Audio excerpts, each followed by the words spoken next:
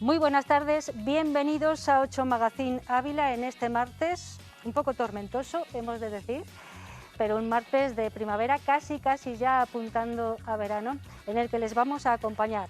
Son las 4:36 ahora mismo y hasta las 6 de la tarde, como es habitual, estaremos con ustedes para compartir pues, una serie de contenidos que esperamos les entretengan, les parezcan interesantes además y quieran compartirlos con nosotros porque esa es nuestra intención. Empezaremos hablando de seguridad y lo vamos a hacer con Pedro Cereceda, que además hoy ha venido muy bien acompañado porque vamos a hablar, entre otras cosas, de unas jornadas de formación hacia colectivos vulnerables que la Policía Nacional en Ávila está desarrollando. Pedro Cereceda, como saben, es el portavoz de Policía Nacional en Ávila y cada 15 días nos acompaña habitualmente. Después hablaremos de un proyecto que ha nacido de la Asociación Autismo Ávila. Es una editorial que se llama La Estrella Azul y que trata precisamente de normalizar a través de la literatura lo que es el autismo y de hacérselo llegar a la gente. Estarán con nosotros su presidente, Gerardo Herrera, y también uno de los usuarios de Autismo Ávila para hablarnos de este proyecto, de esta iniciativa tan interesante que presentaron hace poquito tiempo aquí en la capital abulense, aunque ya lleva un rodaje y unos cuantos libros ya editados. Después seguiremos hablando de proyectos muy interesantes porque Emilio Sánchez, que es escultor, está llevando a cabo una sala de arte al aire libre en su pueblo, que es Gil García, un pueblo muy chiquitito, pero que va a acoger una prestancia mucho mayor gracias a las esculturas de Emilio Sánchez, que nos va a acompañar también en directo aquí en plató. Hoy tenemos tertulia y hemos pensado que sería bueno hablar en la tertulia de la educación, pero en el más amplio sentido de la palabra. ¿Qué es la educación? ¿Para qué sirve?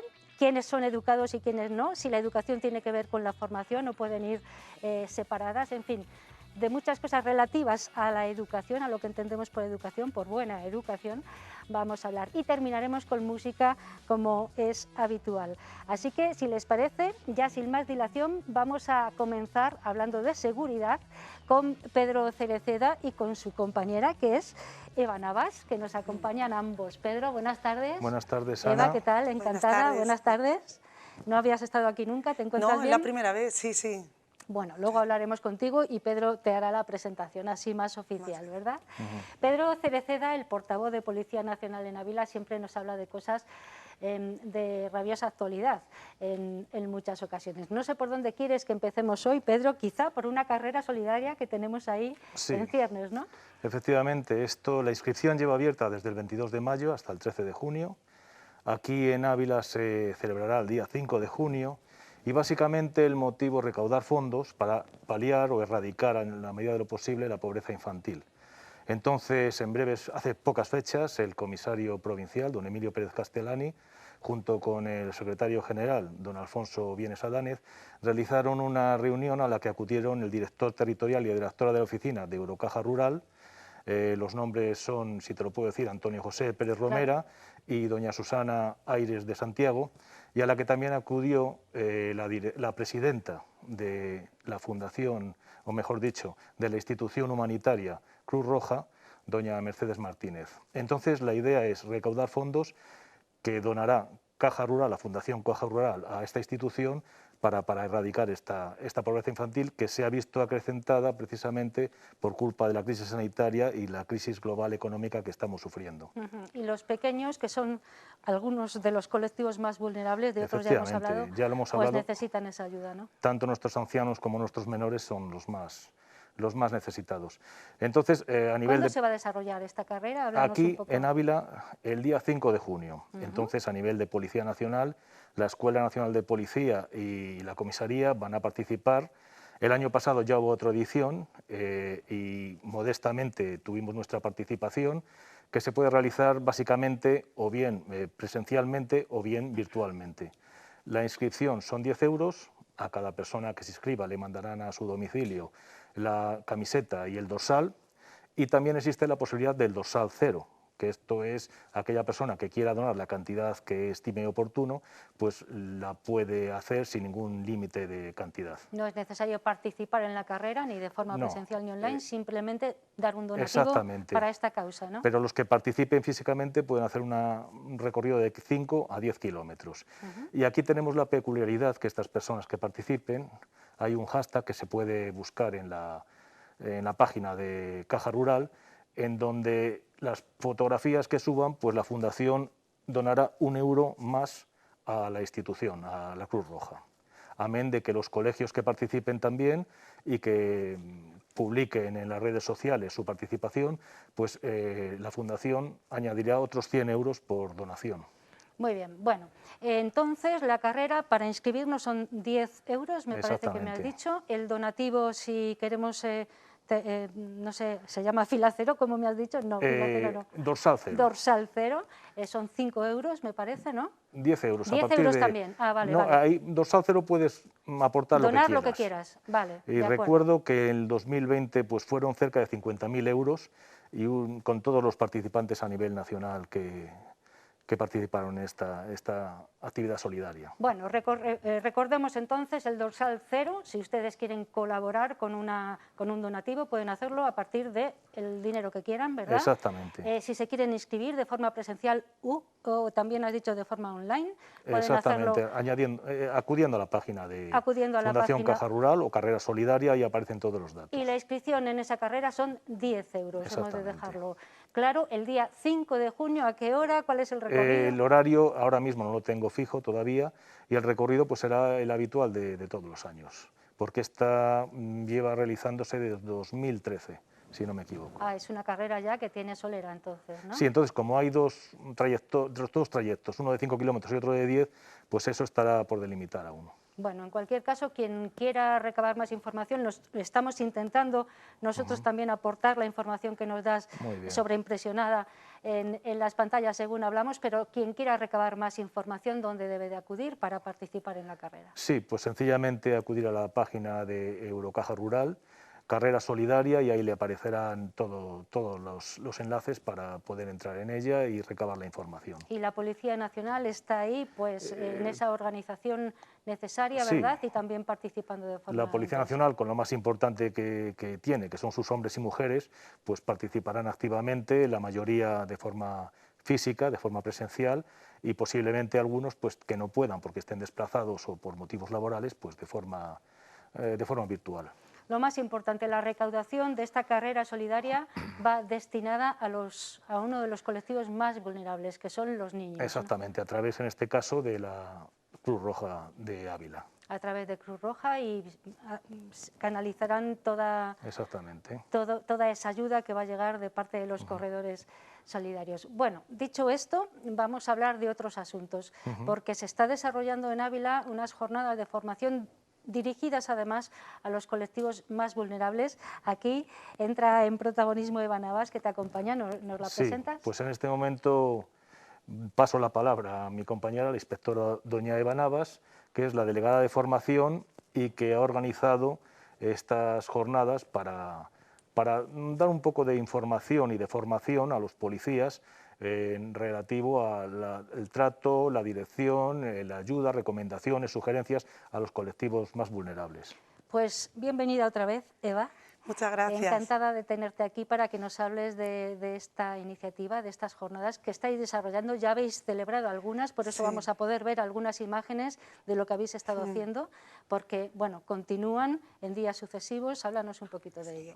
Bueno, buenas tardes. Estas jornadas de relación policía colectivos vulnerables surgen en unión, tanto Participación Ciudadana de Ávila como formación, y el objetivo que se dirige es doble. En un primer lugar, lo que se trata es de sensibilizar y formar a todos esos policías que van a intervenir con personas que tienen por ciertas características en su día a día. Imagínense los Z, Seguridad Ciudadana, que están las 24 horas del día, grupos de especializados de Policía Judicial o incluso dentro de la propia oficina de denuncias, que también acuden diariamente todos los ciudadanos ciudadanos o grupos como pueden ser de extranjería, ¿no? Entonces lo que queríamos, todos los policías recibiesen una formación que les permitiese poder adaptar esos comportamientos para otorgar a esas personas un trato individualizado y dar a cada uno, pues aportarle y dar cabida pues a todas las necesidades que nos estén presentando.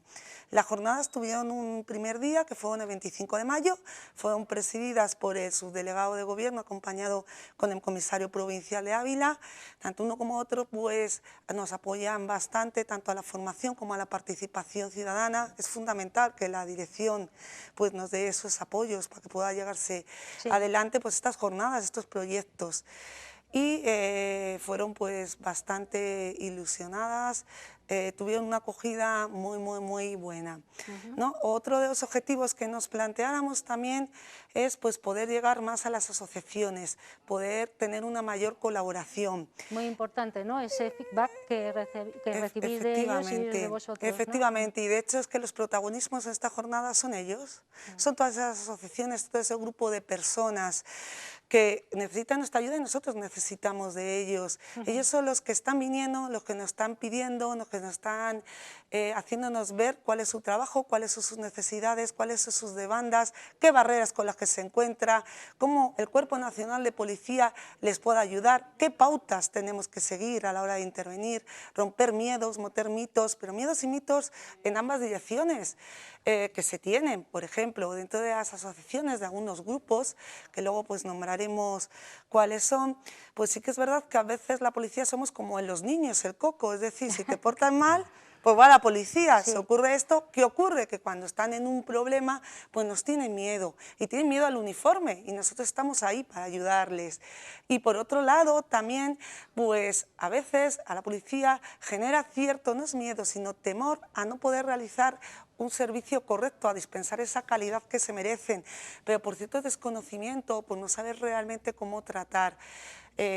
Tratamos con todo tipo de ciudadanos y entre Claro, yo estas... te iba a preguntar precisamente, Eva, cuando hablamos de colectivos vulnerables, Sí. ¿a qué colectivos nos estamos refiriendo? Pues aquí hemos intentado englobar casi todas las acciones que hay en Ávila. Hemos pasado tanto de los que tienen una cierta discapacidad intelectual, discapacidad sensorial, discapacidades psíquicas, como también otros colectivos que suelen ser víctimas de delitos de odios, como pueden ser inmigrantes, de distintas personas de distintas etnias, colectivos LGTBI, es decir, hemos intentado unificar todas las asociaciones. El primer día, de hecho, el día 25, tuvimos la presencia de FAEMA, Pronisa, 11 en un primer momento, después nos acompañó Fundaven, Aspace y Down. Y por último concluimos con Aspaín, en el que asistieron pues tanto Ángel como Juan. Ahí, aparte de aportarnos qué pautas tenemos que actuar, cómo lo tenemos que hacer, qué necesidades tiene, un mayor compromiso salió de colaboración entre unos y otros, pues también incluso realizamos un taller práctico que fue llevado a cabo por Aspaín, donde nos mostraron pues el manejo de ese bastón policial, nos pusieron en el lugar de las personas más necesitadas, el manejo de la silla de ruedas, algunos ejemplos prácticos, se nos cae, llegamos a una intervención, ¿qué tenemos que hacer? Claro. ¿Y las próximas cuándo serán? Las próximas jornadas son el 8 y el 9. El día 8, El 8 de junio y el 9 de junio. y el día 9 de junio. Vale. El 8 de junio contaremos con la presencia de edema, fibromialgia, Parkinson, Alzheimer en un primer momento, y después vendrá sordos, autismos, AFER, ABUPI y Respirábila. El segundo día, o sea, tercer día y último, el día 9, contaremos con la presencia de Cruz Roja, Comunidad Islámica, Patriarca, Geara, ACEM, y luego ya por último, para la clausura, tenemos a Les Gávila, Dialoguei, Euforia, Familia Transaliadas y Cáritas. Claro, es muy importante saber cómo actuar en determinadas circunstancias con cualquiera de estos colectivos vulnerables, como estamos diciendo, ¿verdad? Saber dirigirte a ellos para que ellos estén más receptivos y tú comuniques mejor. Y para eso es la función vuestra, ¿no? Estas jornadas. Efectivamente, sí, para eso es algo para saber comunicar, saber llegar a ellos, que ellos pierdan el miedo también a llegar a nosotros, que eso es algo que ya se está trabajando desde participación ciudadana, los compañeros que lo hacen bastante bien y eso igualmente lo hacía su antecesor, pero necesitábamos llegar un poquito más. Es decir, profundizar un poquito más y que también todos los demás vieran no solo a Cristina y a Raúl, sino al resto de los policías en general, que se encuentren con Pedro, que se encuentren con cualquier otro compañero y tengan la libertad de poder preguntarle, poder acudir a ellos y que el policía sepa responder y sepa responder con un servicio de calidad. Nos lo está contando Eva Navas, que es la delegada de formación en la Comisaría de Policía de Ávila. Unas jornadas muy interesantes, comenzaron el día 25 de mayo. Pero se van a seguir desarrollando en este mes de junio, concretamente el 8 y el 9, ¿verdad? Con todos estos colectivos que Eva nos ha estado reseñando. Una labor muy importante, me parece, además para romper barreras, ¿no? y para además también trabajar mejor desde la eficacia, ¿no? Y la seguridad para todos. Efectivamente, que es lo que se pretende, dar ese servicio pues individualizado pues a cada persona lo que necesite. Gracias, Eva, por contarnos todo esto. Muchas gracias a ti por invitarnos. Y gracias, Pedro, por traerla también, porque es muy interesante estas jornadas que se están además desarrollando. Que yo lo veo de cerca, pero desde fuera. Es una labor ímproba la que realiza la Delegada de Formación y la Delegación de Participación Ciudadana, que ya han estado aquí otro día conmigo. Sí, efectivamente. Aparte, perdóname, te he interrumpido, no, que todos no han podido acudir todos los policías que querían, pues sencillamente por razones de aforo. Pero prácticamente se apuntó pues toda la comisaría. ¿Perdón? En la Comisaría Provincial de Ávila, la propia comisaría. Lo que pasa es que debido a la situación COVID que estamos viviendo, pues tenemos que extremar las medidas de seguridad y los aforos, pero vamos, ya tenemos previstas las segundas jornadas, incluso avanzar un poquito más y ser nosotros los que nos traslademos a sus sedes, a visitarles y compartir con ellos las experiencias. Sí, eso está bien, porque además también así conoces el contexto, ¿no? En el que sí, esas son las jornadas que tengo ahí en mente y que ya hemos estado mirando y hablando para llegar un poco más, para que haya una formación que sea integral y completa. Muy bien, muchas gracias, Eva. Pedro, no sé, nos queda un minutillo, me parece, me dicen desde abajo. Pues realización nos da un minuto. ¿Podemos hablar de algún delito que tengamos por ahí entre manos? Hemos hablado de él ya, lo que pasa es que a unos compañeros vuestros, que no los voy a mencionar aquí ahora, pues me mandaron un correo en el sentido de que habían tenido este intento de fraude y me preguntaban. ¿Compañeros de esta casa o de medios de comunicación? De los medios de comunicación. Vale. No cayeron. Y es la mecánica, una persona que se hace pasar por técnico de Microsoft, dice que va a instalar una aplicación nueva en el ordenador de la persona o bien un antivirus y le está pidiendo una serie de datos que lo que pretende es conseguir de forma remota el acceso a su ordenador. Claro, ¿qué ocurre? Que cuando lo consigue está viendo lo que nosotros estamos viendo en nuestro ordenador, de tal manera que si nosotros accedemos a nuestras cuentas corrientes, pues están viendo lo de siempre, nuestra firma electrónica, están viendo el PIN y la forma de acceder. Con lo cual, cuando nos desconectamos, ellos van a seguir conectados y nos causarán un desfalco serio porque le hemos dado unos datos que deben ser única y exclusivamente de nuestra privacidad. Entonces, ¿y eso ha sucedido ahora, recientemente? ¿no? Ha sucedido hace tiempo, es aleatorio, es decir, cada X tiempo vuelven a intentarlo porque esto tienen como modo de actuación todo el territorio nacional o toda Europa. Entonces lo tienen muy bien planeado y algunas personas pues se dejan engañar, desgraciadamente. ¿Qué hay que hacer entonces cuando sospechemos que algo...? Sencillamente no hacer caso omiso a lo que nos están requiriendo y colgar, ya está. Porque además es que es gente que domina la técnica, domina la informática y se hace pasar por... Posiblemente sean lo que hemos hablado aquí alguna vez, crackers. Entonces se hacen pasar por técnicos que van a instalarnos algo muy novedoso en nuestro ordenador y lo que realmente quieren es capturar nuestra información sensible. Cuidado, por lo tanto, y ante cualquier duda, cuelguen el teléfono o pónganse en contacto con la Policía Nacional, ¿verdad? Que ellos les van a sacar de dudas a buen seguro, porque es su trabajo velar por la seguridad de todos nosotros. Siempre nos lo cuenta Pedro Cereceda, que es portavoz de Policía Nacional en Ávila, y hoy además ha venido acompañado de Eva Navas, que es la delegada de formación, porque desarrollan unas jornadas de formación para sus profesionales, para los cuerpos y fuerzas de seguridad del Estado, la Policía Nacional, pero también para esos colectivos vulnerables, muy interesantes. Muchísimas gracias a los dos por haber venido en directo, que tengáis buena tarde y nos encontramos, Pedro, en 15 días. Por supuesto. Pues entonces, hasta entonces. Gracias, Eva, un placer. Muchas gracias por habernos invitado aquí. Un placer siempre. Vamos a hacer una pausa publicitaria y volvemos en un instante, no se vayan, ¿eh?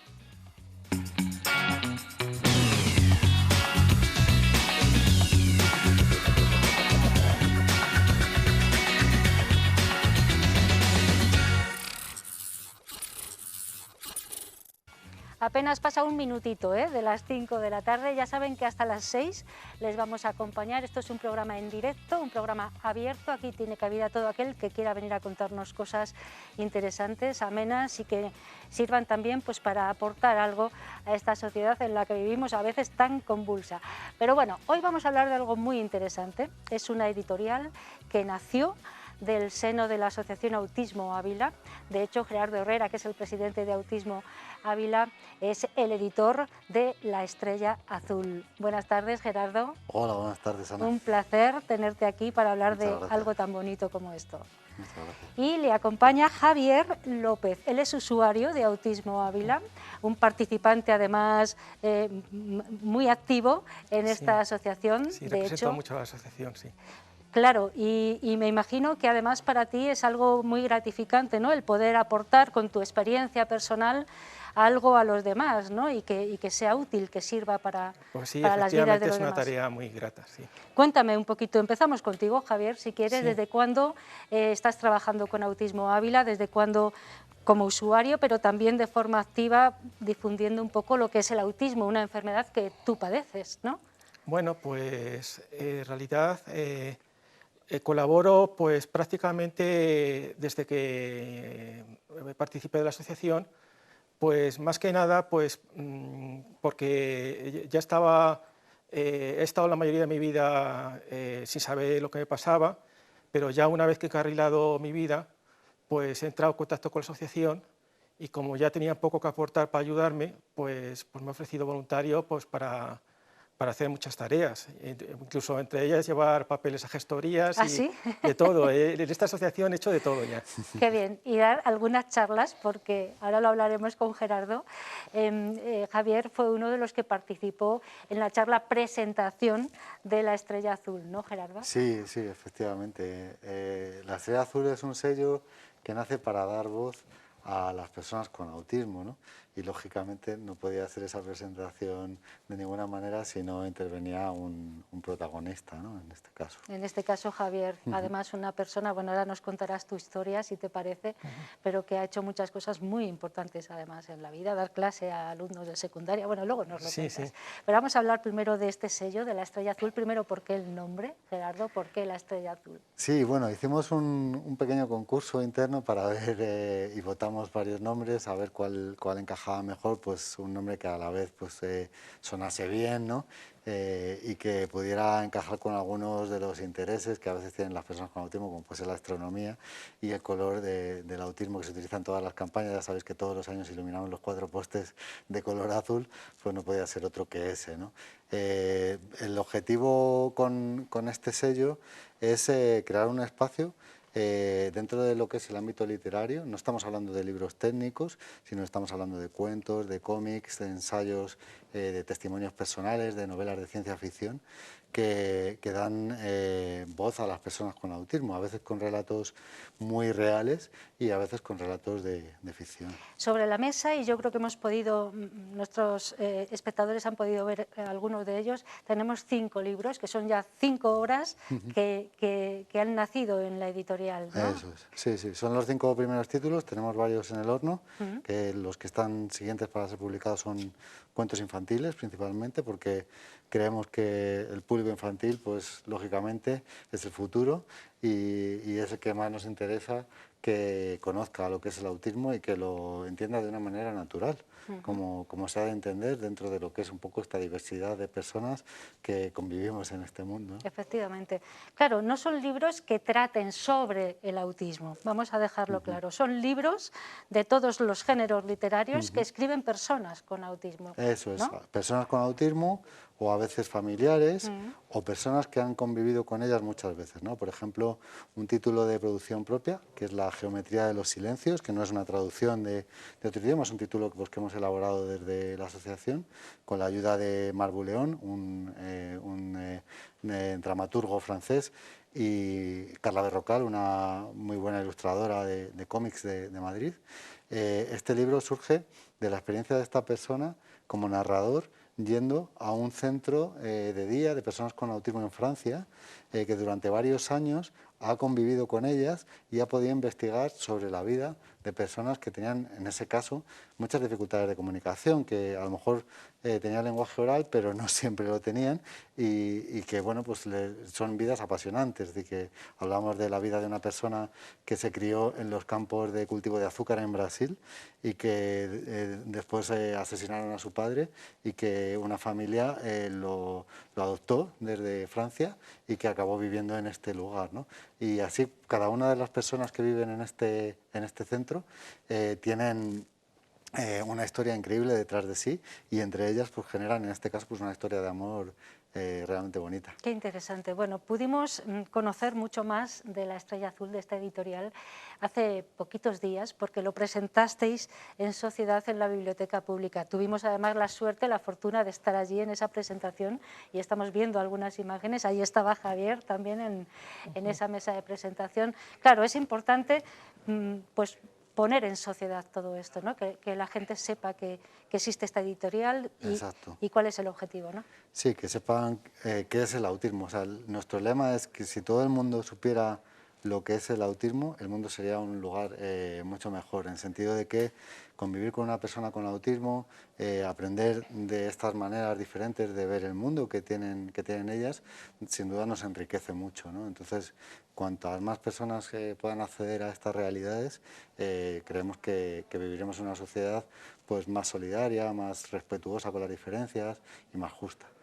Bueno, sí, me gustaría añadir también... Sí, además te iba a dar la palabra, fíjate. Respecto a la editorial, que lo que tiene el autismo en estas obras, en común en todas, es que es el hilo conductor de las tramas.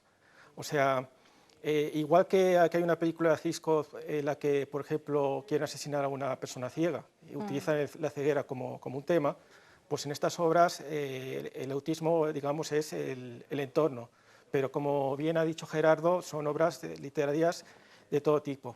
Y luego también la asociación dispone de una editorial con libros ya mucho más técnicos y mucho de literatura más científica, pensados para que lo lean tanto personas que pertenezcan a la asociación como profesionales. Entonces, que nos pueden guiar un poco, pero no es el caso del objetivo de La Estrella Azul, que es difundir la literatura creada desde el autismo, ¿no? Háblame de tu historia, Javier. Bueno, pues mi historia ha sido casi la mayoría de mi vida preguntándome qué me podía pasar o por qué era diferente de los demás. Y ya al final de mi vida, ver cómo todas las piezas del puzzle encajaban y ya había un relato de todo lo que me había pasado a lo largo del tiempo. Bueno, cuando hablas de tu vida, eres un hombre muy joven. ¿Cuántos años tienes ahora mismo? pero tengo muchas vivencias, ¿sí? Porque mi vida ha sido una continua lucha. Claro. O sea, tú notabas que algo pasaba, pero no sabías qué era. Claro, es que igual que cuando a un niño hace gestos raros cuando mira la pizarra o le dice a sus padres que no ve las letras, lo que pasa con el autismo es parecido, solo que no son los padres, no es el propio niño el que se da cuenta, sino que muchas veces es fijarse en la conducta, que sea diferente, pero lo que pasa es que todo eso, sobre todo ya antes del año 2000, era algo desconocido y entonces ha cobrado sentido pues los últimos años. Que se conoce un poquito más. ¿Qué edad tienes ahora, Javier? Pues 44 años. 44 años. Tú lo pudimos saber cuando fuimos a la presentación de la editorial, fuiste profesor de secundaria, ¿no? De física y química, ¿puede ser? Química. Sí, pero bueno, fue un momento duro también para ti, ¿no? Sí, bueno, de todas maneras, lo que sí que quería explicar aquí, para que la gente entienda un poco lo que es el autismo, que por poner un ejemplo muy rápido, si tenemos en cuenta un ordenador, si nosotros ponemos en marcha el ordenador y apagamos el monitor, no tenemos ni idea de qué está pasando ahí dentro, es como una caja negra, ¿no? Pues yo creo que lo que pasa sobre todo a las personas con autismo, y también bastante en mi caso, es que son nuestros procesos cerebrales pues van por dentro, pero por un lado lo que nos entra es como si en el teclado estuviera escribiendo un galimatías y nos llega toda la información desordenada o caótica y la respuesta que damos al exterior no es entendida o comprendida por los demás. Entonces, muchas veces lo que buscamos con estos libros es que las personas, cuando vean a una persona que reacciona gritando o con angustia o con ansiedad o con miedo, no piensen qué mal educado es o qué falta de tacto o que sus padres no le controlan, sino que puedan saber que a lo mejor es una persona que sencillamente tiene miedo de lo que le rodea y no controla las situaciones que... No entiende, ¿no? No comprende. Y bueno, me preguntabas un poco respecto a mi etapa laboral. Sí, a tu experiencia laboral, sí.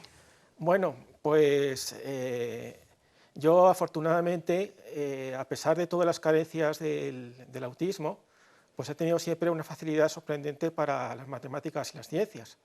Y eso me permitió pues, interesarme por estas disciplinas y estudiar una carrera de física, que bueno, me llevó su tiempo, pero al fin y al cabo era algo arreglado, un tema algo individualista, que podía realizar a mi propio ritmo y sin problemas, pero claro, el problema llegó a la hora de dar clases a adolescentes, Claro. porque yo dominaba las asignaturas, no tenía ningún problema para transmitir los conocimientos, pero como he dicho antes del teclado y el galimatías, yo cuando estaba en un aula y trataba a la vez de dar clase y de que los 30 alumnos estuvieran comportándose adecuadamente, al final tomé una decisión que es, adelante, pues sigo con las clases y el que me pueda escuchar, que me escuche, ¿no? Y eso había un ruido tremendo y muchas veces a lo largo de mi carrera pues había quejas de clases vecinas y problemas, ¿no?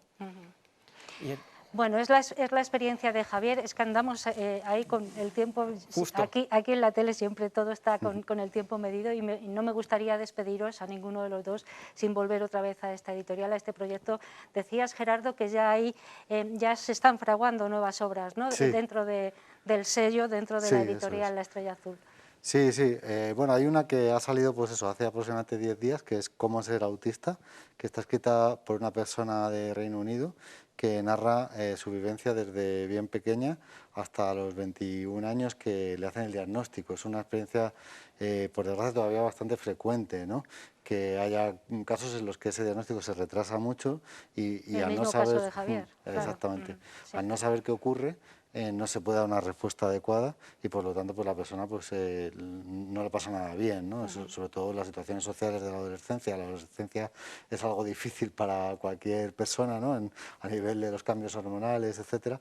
Pues si además uno tiene que afrontar esa adolescencia con un trastorno del espectro del autismo no diagnosticado, pues va a tener mayores dificultades, ¿no? Entonces este libro, es un relato personal de unas 200 páginas, explica muy bien lo que es cómo ser autista, tal y como se llama el libro, ¿no? Y en preparación tenemos varios cuentos dirigidos a niños pequeños que, bueno, pues para ser utilizados sobre todo en ámbito educativo o en el hogar. Hay uno, por ejemplo, que se llama Adrián y el ropero viajero, que está escrito por un padre de una persona con autismo de Granada, José Delgado, ilustrado por María Martínez de Barcelona, que es un cuento que está, bueno, pues que va a trasladar la historia de un niño que se va a vivir, sus padres se separan y en el piso de su padre pues hay un cuarto que tiene un ropero de una apariencia aparentemente horrible, pero que luego resulta ser un ropero mágico con el que va a viajar en diferentes aventuras utilizando unos pictogramas, que es como él se comunica en este caso, ¿no? Y El camino de la luna, que es otro cuento que está escrito por dos docentes de Madrid, Elena González y Marta Peregrina, que es la ilustradora, que cuenta la historia de varios niños con diferentes dificultades que tienen un objetivo en común, que sobre todo es pues tener amigos, ¿no? Y entre ellos pues encuentran ese camino que es el camino de la luna, que les va a llevar a ser un poquito más felices. Historias muy interesantes que nacen en La Estrella Azul, un sello que parte de la Asociación Autismo Ávila. Gerardo Herrera, que es su presidente y es el editor de La Estrella Azul, nos ha estado contando pormenorizadamente en qué están trabajando y lo que han hecho ya desde ese sello. Muchas gracias, Gerardo. Gracias, Ana. Y Javier López, que es usuario de Autismo Ávila y además muy comprometido con esta causa de difundir lo que es el autismo para normalizarlo, ¿verdad? También nos has contado tu experiencia. Lástima no contar con más tiempo, pero claro, sabemos cómo es la televisión. Pues otro día venís, ¿te parece bien? Bueno, cuando ¿verdad? queráis. Claro, claro. Contar tu experiencia es algo muy generoso, me parece además de una generosidad tremenda y puede ayudar muchísimo a mucha gente, así que muchas gracias. De nada. Gracias, Gerardo, gracias, Javier. Y a ustedes les pedimos que no se vayan, por favor. Tenemos luego con nosotros a un escultor que nos va a hablar también de otro proyecto que está fraguando ahora mismo. Estamos rodeados de gente buena que hace cosas muy buenas por esta sociedad. No se vayan.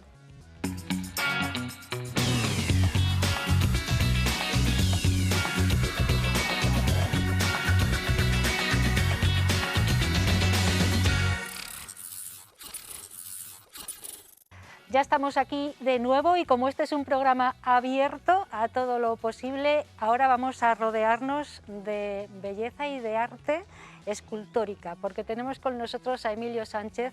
Él es un escultor abulense, conocido yo creo de casi todos, pero si no aquí le tenemos en directo para que nos hable de su trabajo. Emilio, muy buenas tardes. Buenas tardes, Ana. Muchas gracias por haber venido, por haber aceptado esta invitación. Y a ti por invitarme. Oye, un placer. Además, has traído parte de tus obras, una pequeña selección de tus obras. Sí, me dijiste que, claro.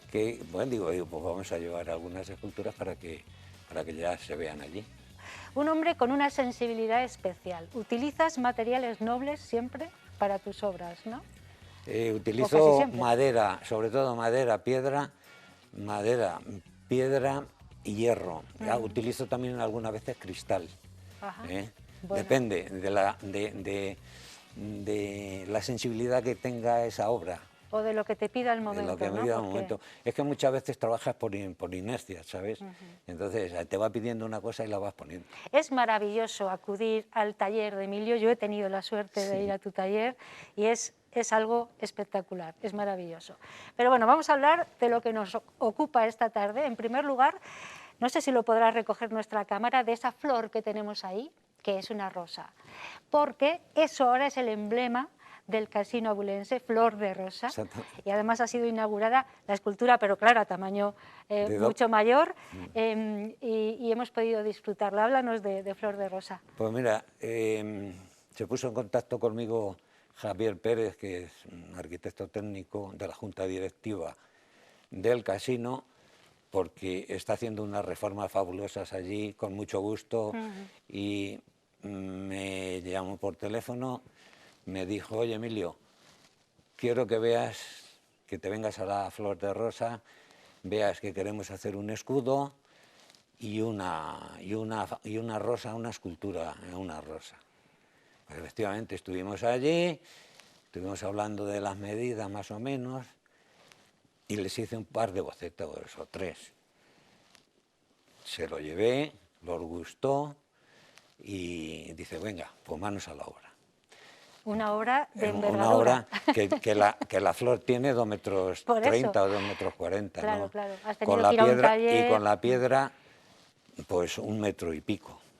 Claro. Que por cierto, escogió Javier una piedra, como tiene tanta sensibilidad artística, que vamos, ha dejado la escultura con la piedra que ha quedado. Hemos podido verlo y yo creo que ahora incluso, mientras hablamos, vamos a poder ver alguna imagen de esa flor de rosa, pero al tamaño natural, que podemos encontrarnos allí en las instalaciones del casino. Entonces esta flor pues ha tenido que realizarse en un taller de manufacturas industriales Rodríguez, taller Hermís, que se encuentran aquí en el polígono industrial, al lado de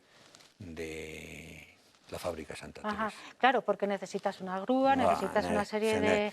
No, sí, ellos, claro, para doblar esas curvas que tienen los pétalos de la rosa, pues tienen que tener maquinaria, luego como es acero cortén, unos electrodos especiales, y bueno, que han dejado una obra preciosa. Ahí la estamos viendo y te vemos a ti también junto a la obra.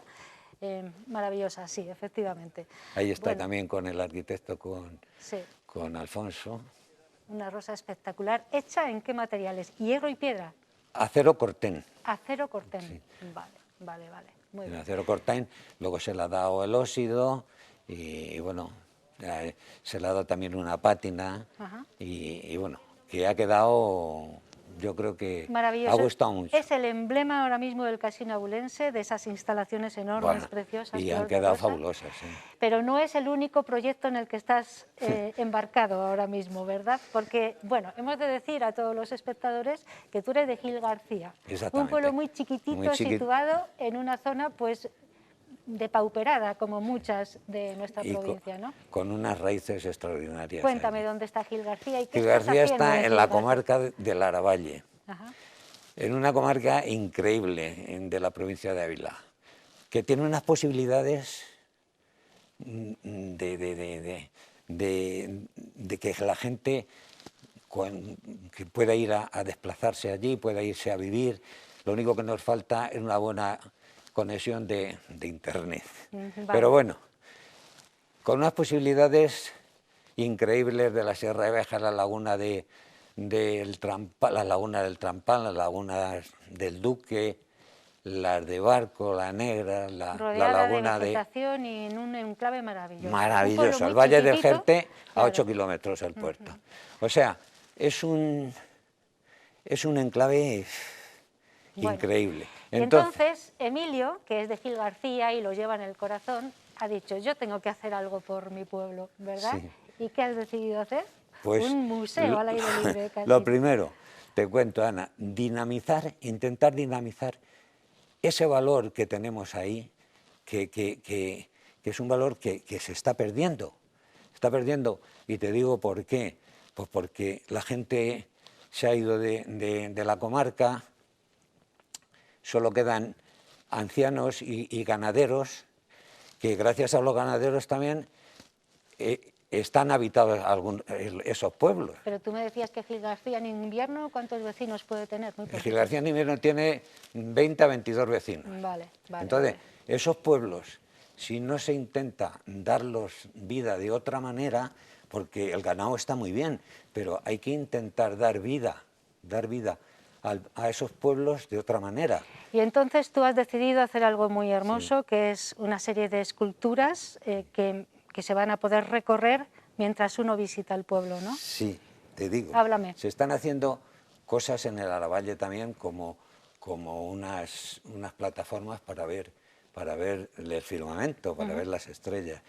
Y eso ayuda también un poco a que la gente se mueva por la zona y vaya a la zona, intente instalarse por la zona. Entonces, yo hace 3 años o 4, vi unos troncos en una carretera, bueno, allí al lado del pueblo, me los llevé y vi los volúmenes y digo, ¿qué? Voy a hacer algo. Le puse una cara, le puse unas manos, le tallé, lo pinté y lo empecé y lo saqué a la calle.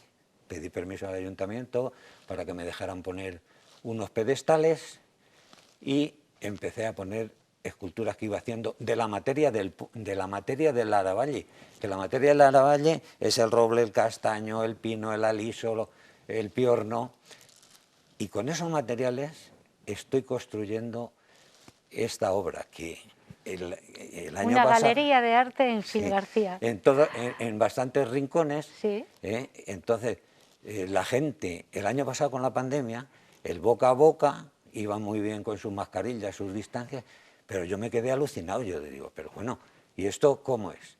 Entonces de ahí sale el proyecto, que ese proyecto se está cocinando poco a poco y a fuego lento, ¿sabes? Entonces, como yo vi que eso gustaba, yo he hablado aquí con gente, con personas, y me han asesorado, me ha asesorado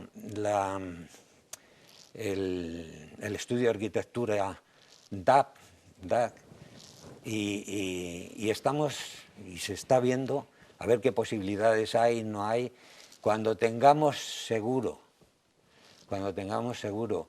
que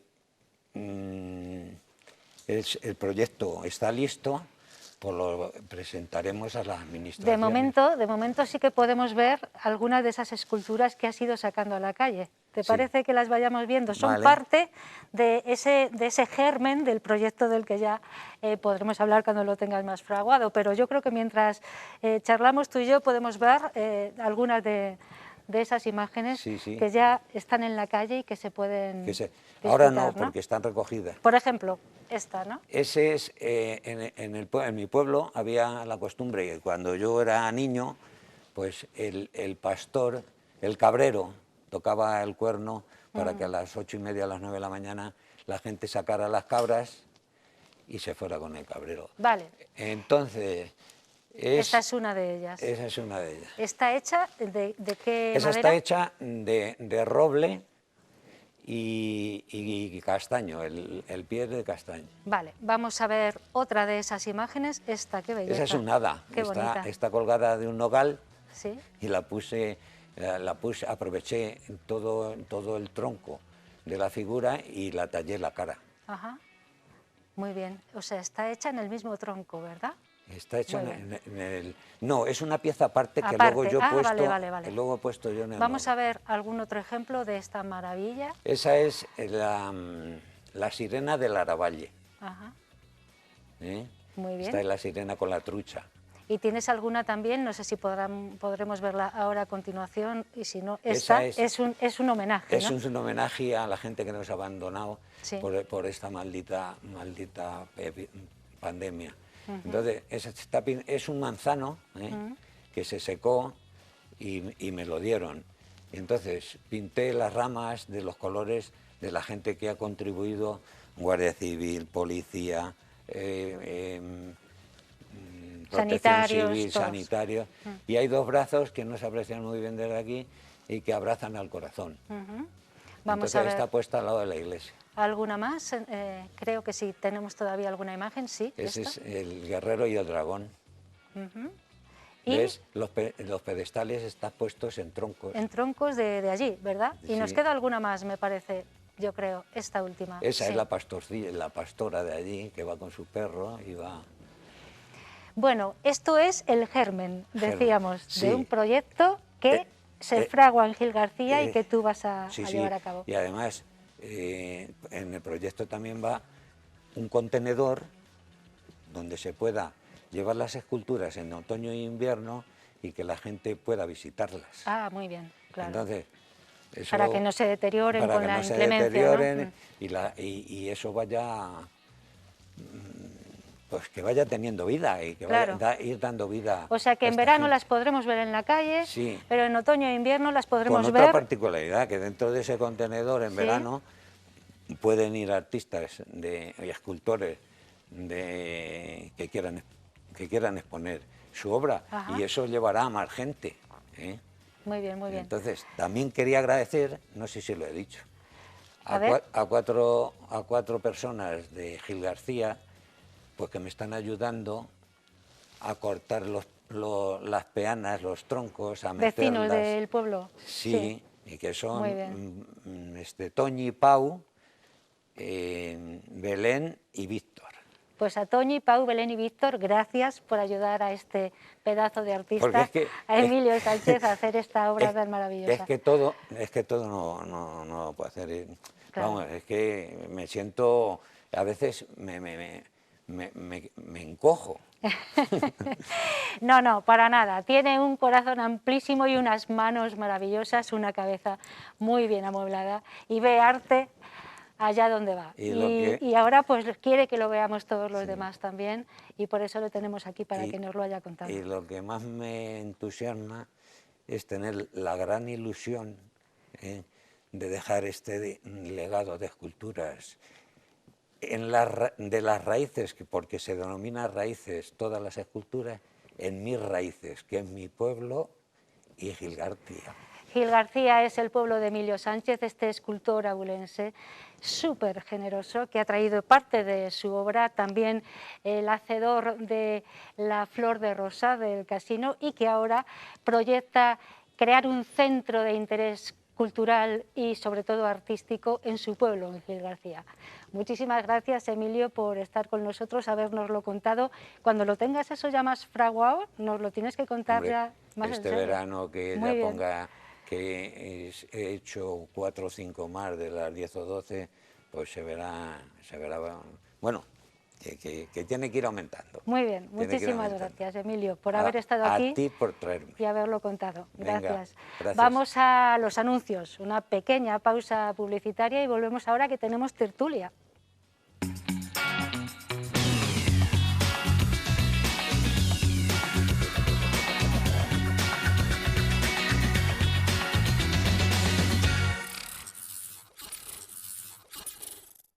Pues el último bloque de 8 Magazine Ávila de este martes es un bloque de charla, de tertulia. Ya saben que cada 15 días, iba a decir cada 5, no, cada 15 días nos gusta charlar, bueno, nos gusta siempre, pero esto es una tertulia y hoy vamos a hablar de educación.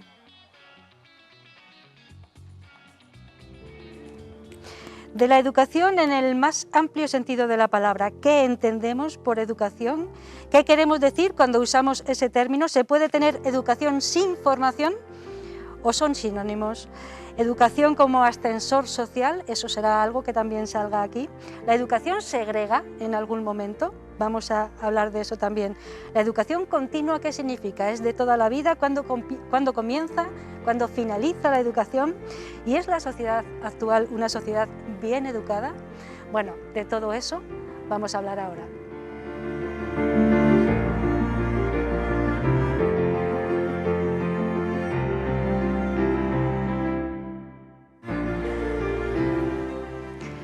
Y lo haremos con Rubén Jiménez. Buenas tardes, Rubén. Muy buenas bienvenido. Tardes. Muchas gracias, bien hallado. Docente, además, Sí, así sí. que de educación sabrá. Y con Pablo Martín. Buenas tardes, Pablo. Buenas tardes. Bienvenido.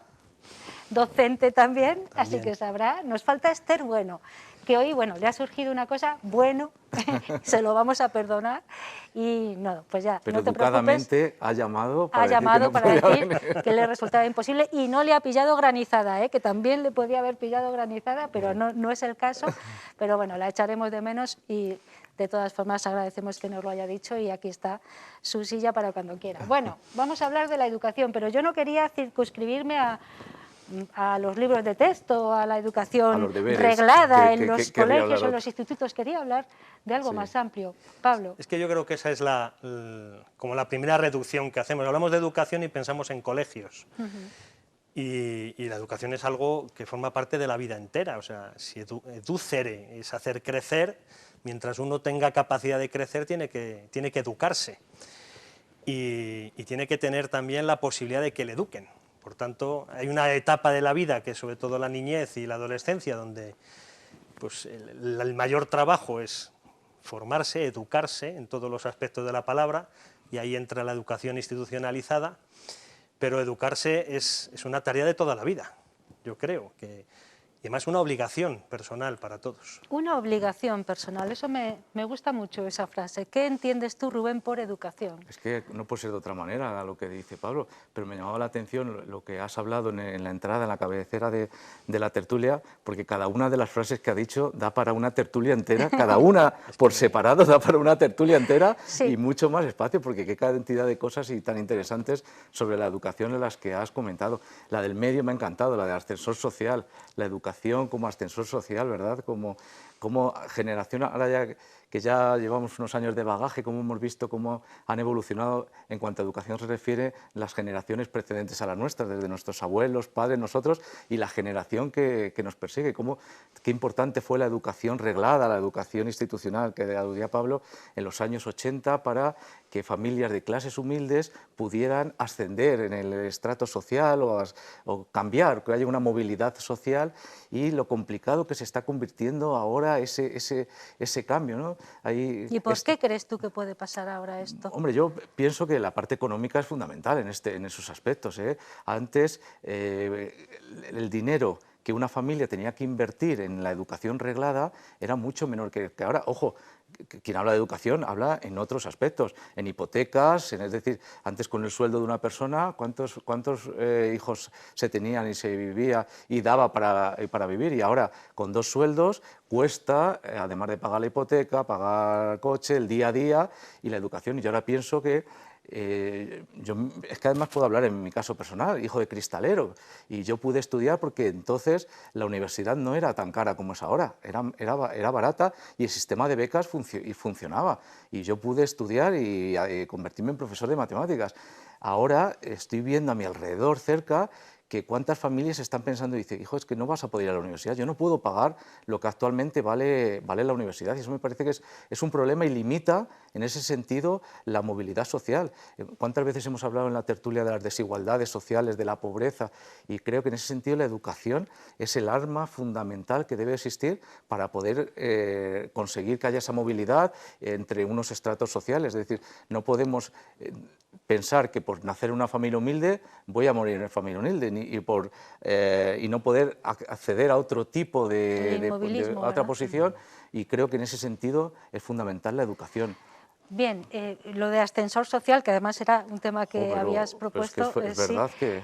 Iba después otra pregunta. ¿Puede llegar a segregar la educación o eso es imposible? Porque hablaba, bueno... ¿Pero en qué sentido segregar? Claro, la educación selecciona, no sé si segrega, porque igual que uno tiene capacidades para el deporte... Pero mientras tal y como decía Rubén ahora mismo, mientras se compre la educación, claro, está segregando. si lo hacemos depender de la economía, pero no es que no es que segregue la educación, es que la segregación viene antes. Ajá.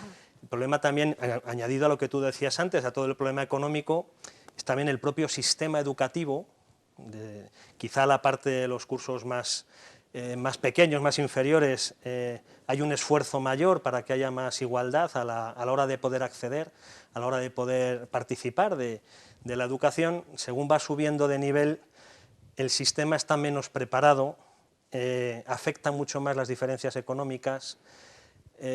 Yo creo que la sociedad ha corrido más que el propio esquema educativo y tenemos ahí un reto muy importante para el futuro, para adecuar y que el sistema no segregue, no porque la educación en sí misma segregue, sino porque es demasiado vulnerable a la desigualdad económica. Yo creo que el tener títulos académicos, en la educación reglada en ese sentido, yo creo que lo que da es oportunidades. Es decir, si no los tienes, tienes menos oportunidades. El título te da oportunidades, que yo creo que el no tenerlos es lo que te hace estancarte y no poder avanzar. Entonces, no sé si te refieres cuando hablas de segregar a que no todo el mundo puede llegar a estudiar. Sí, efectivamente, a eso, a lo que estábamos mencionando. Que no se permite, que no todo, quizá es el sistema, no es la educación per se, sino en lo que se ha convertido ese sistema que... En teoría, hay que decir que después de la Ley General de Educación, la de los años 70, que los que estudiamos en la EGB, desde la LOGSE, lo que se ha conseguido es que la educación obligatoria llegue a más gente. Es decir, antes se llegaba al 60%, 70%, enseguida antes de octavo de EGB algunos ya estaban trabajando con 12, 13 años y no llegaba. Ahora prácticamente el 100% de los menores de 16 años están escolarizados, por lo menos en el entorno en el que yo me muevo es así, es decir, hasta los 16 años están todos escolarizados y las oportunidades educativas son muy amplias y muy variadas. Antes solo había un camino para estudiar, la EGB, y luego a partir de ahí FP o bachillerato. Ahora hay una FP básica que te forma en una familia profesional y te da una cultura general, tienes ciclos formativos, tienes el bachillerato, tienes la universidad, es decir, hay mucha variedad para poder elegir. Entonces, en ese sentido, la educación obligatoria llega a la gran mayoría de la población. Pero estamos hablando fundamentalmente de la formación, no sé si es lo mismo. ¿Para vosotros es lo mismo educación que formación? No, la formación forma parte de la educación, pero no podemos reducir la educación solo a transmitir conocimientos y una serie de... podemos hablar de conocimientos, de actitudes, de procedimientos, de estándares de aprendizaje, de competencias, que es la palabra moderna. Es decir, educar es algo que afecta a la persona entera, es desde qué posición me coloco yo frente al mundo. O sea, qué hipótesis tengo yo de plantearme la vida.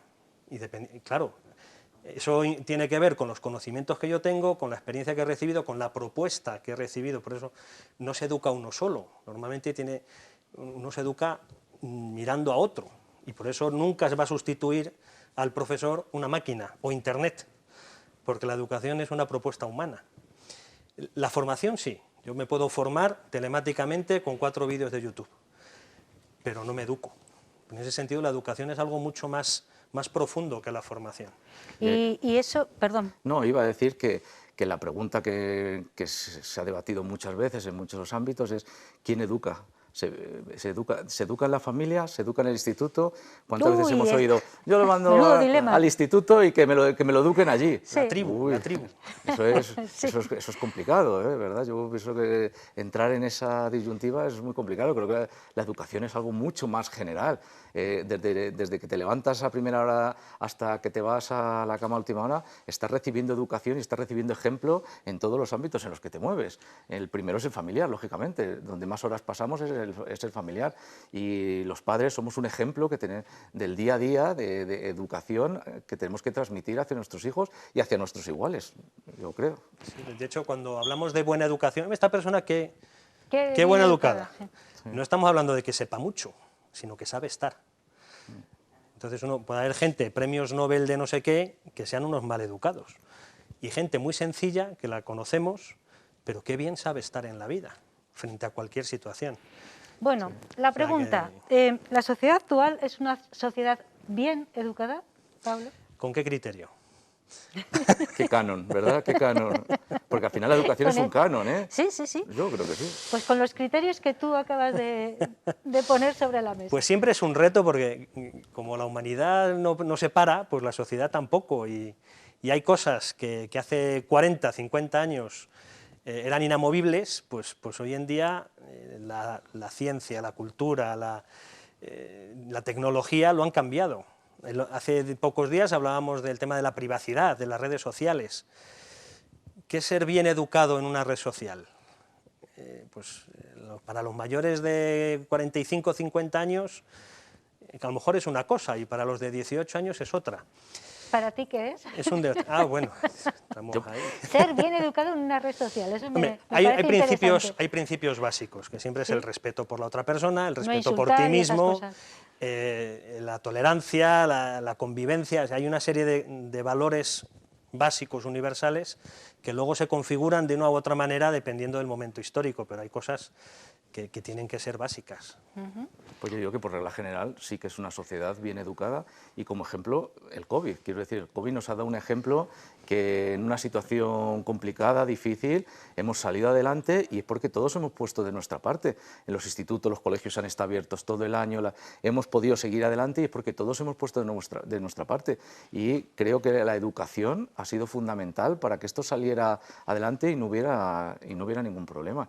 Esto de las redes sociales que hablabais ahora, que es muy complicado, porque vamos a hablar de una persona muy educada, que le tengo aquí delante. Alguien muy educado te habla con una educación, pero luego se sienta delante de un ordenador y en el anonimato, yo no sé si es que sale lo peor de cada uno o si es que es de verdad, la educación es una pose que simplemente porque la sociedad espera de mí que sea educado en público y que diga lo que tengo que decir, pero luego en cuanto pueda me vuelvo loco y digo cosas que no me atrevería jamás a decir a la cara. Entonces yo no sé si la persona de verdad, la persona íntegra es la que está aquí delante de mí hablando educadamente o la persona que de verdad tengo delante es la que me encuentro en las redes sociales y que dice esas barbaridades. No sé si el hombre es malo por naturaleza o es bueno por naturaleza. ¿No? El fenómeno no sabría decirte. del anonimato, es verdad eso que dices, ¿no? Parece que la gente en el anonimato pierde los papeles o la educación. Por eso la educación no es solo una manera de comportarse, sino una manera de ser, de estar, porque si yo soy de cierta manera, lo soy en público y en privado. Ahora, puedo aparecer de una manera en un sitio o en otro, eso es distinto. Por eso la educación siempre es algo, los que nos dedicamos un poquito a esto, no es que siempre estés pegado a chavales, pero es que te obliga a estar permanentemente actualizándote. No sé cuántos años llevas dando clase, pero en pocos años se nota el cambio. Unos pocos. En pocos años se nota el cambio de los intereses, de las posiciones, de las necesidades incluso, que para un educador constantemente exige estar poniéndose al día porque la sociedad cambia y exige que uno mismo también se continúe educando. Porque no estás en el mismo sitio que hace 30 años. Y eso que no hemos hablado de los deberes, y como no está aquí Menos Julio mal, Collado, que no lo has menos acabado mal, a menos reducir. mal. Sí, pero otra pregunta que lanzabas al aire era la formación a lo largo de toda la vida. Con eso quería yo terminar. La formal y la no formal. ¿Cuándo empieza la educación y cuándo termina? Si pues, alguien sabe decirlo. Pues creo que comienza desde el minuto 1 y no termina nunca, nunca. Hasta para saber morir. hay que, ¿verdad? Priva la educación, ¿verdad? Yo creo que la educación, tanto formal como no formal, es una cosa de toda la vida. Y así ¿Pablo? debería de ser. Sí, efectivamente, porque, como he Hasta dicho, para saber morir, dice Rubén. Es duro, Qué interesante eso. es pero que al cierto. final uno muere como ha vivido. Sí, sí. O sea, como ahí ya no hay red social ni perfil que defender, que estás ante la verdad última, pues uno saca lo que tiene, efectivamente, y lo que uno ha ido adquiriendo a lo largo de toda la vida. Y Nos efectivamente. queda medio minutito, yo creo. A ver qué me dicen de realización. ¿Sí? Bueno, pues para terminar, y que termine Rubén, la educación, como he empezado, es una obligación de cada uno y es una preciosidad poder dedicarse a ello. Bueno, pues enhorabuena por la parte que te toca y por la que nos toca a todos. Tendremos entonces que tener en cuenta eso de que es una obligación. Rubén, terminamos contigo. Tiene toda la razón del mundo. Los que disfrutamos de esta profesión, no os podéis imaginar, los que no trabajáis con adolescentes todos los días, la alegría que nos dan. Es verdad, ¿eh? Hay gente, ¿verdad?, que reniega Madre de mía, ellos, no de sé los, si los creerte. jóvenes. Te dan una vida, Sí. te dan una vida que no os podéis ni imaginar, y una alegría al cuerpo, días que llegas tú apagado y ellos te reviven, porque es verdad, porque da gusto trabajar con adolescentes. Ahora en julio, que se van y a sus casas cuando los institutos se quedan vacíos, da una pena Ya. ver los institutos vacíos, sin un solo ruido. Ahora que no nos sin- oye nadie, se nos echa de menos. Hombre, claro que sí. Por lo menos los que No lo amamos esta dudo, profesión, no lo dudo. no puede ser de otra manera. Rubén Jiménez, Pablo Martín, muchísimas gracias a los dos por haber aceptado la invitación de esta tertulia, por haber hablado de educación y nada, nos vemos pues a la próxima, Cuando en quieras. nada, en breve, antes de que acabe el curso. Perfecto. ¿Vale? Muchísimas gracias a los dos. A vosotros. A ustedes, antes de despedirnos, quiero decirles que estamos, bueno, pues dispuestos a disfrutar de unos minutitos de música, si nos lo permite el tiempo, yo creo que sí. Vamos a escuchar a María Fernández. Ya estuvo con nosotros aquí en Plató hace algún tiempo para hablarnos de la música que hace y hemos querido terminar con una versión que María Fernández, una versión deliciosa además, que María Fernández hace de la canción de Gabinete Caligari, Al calor del amor en un bar. ¿Se acuerdan de esa canción? Bueno, pues María hace una cosa muy delicada y con ella queremos terminar nuestro 8 Magazine Ávila por este martes. Ya saben que mañana miércoles tenemos otra cita, a partir de las 4:30 les esperamos con otros contenidos, así que hasta entonces cuídense mucho y sean todos lo felices que puedan. Amor, la noche ha sido larga y llena de emoción, pero amanece y apetece estar juntos los dos. Bares, qué lugares tan gratos para conversar. No hay como el calor del amor en un bar. Amor, no es sabido encontrar el momento justo, pues con el frío de la noche no estaba a gusto. Mozo, ponga un trozo de bayonesa y un café, que a la señorita le invita Messier. Y dos alondras nos observan sin gran interés. El camarero está leyendo el as con avidez. Bares, qué lugares tan gratos para conversar. No hay como el calor del amor en un bar. Amor, aunque a estas horas ya no estoy muy entero, al fin llegó el momento de decirlo. Te quiero, pollo, otro bollo, no me tenga que levantar. No hay como el calor del amor en un bar. Jefe, no se queje y sirva otra copita más. No hay como el calor del amor en un bar. el calor del amor en un bar, el calor